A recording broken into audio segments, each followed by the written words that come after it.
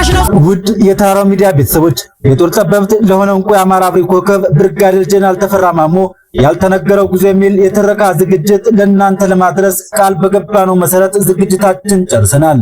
ብርጋዴር ጄኔራል ተፈራ ማሞ በአገዛዙ የሕክምና ፈቃድ ቢከለከልም እንኳ የጄኔራሉ ወዳጆች ከሀገር ወጥቶ እንዲታከም ለማድረግ በድብቅ ለማስወጣት በር ከፍተውለት እንደነበርና ጄኔራሉም አማራ እየተሳደደ እኔ ከሀገር ወጥቼ ቆሚያ ላይ በማለት የቀረበለትን ጉዞ ሰርዞም ጫካ መውጣቱ ይታወቃል።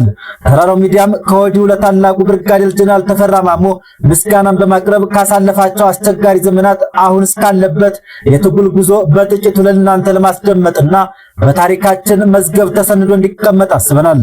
ውድ ቤተሰቦቻችን አዘጋጀነው የትረካ ክፍል የሚዳሰሱ ዋና ዋና ነጥቦች የጄኔራሉ የትውልድ ቦታ እስከ ውትድርና ካምፕ፣ በውትድርና ካምፕ ያሳለፋቸው ያልተነገሩ ታሪኮች፣ የኢትዮ ኤርትራ ጦርነት፣ የብርጋዴር ጄኔራል ማዕረግነትን እንዴት አገኘ፣ የሕክምና መከልከልና የእስር ቤት መቆይታ፣ የሰሜኑ ጦርነት፣ የአፋብን ወታደራዊ አዛዥነትና ሌሎች ጉዳዮችንም እንዳስሳለን።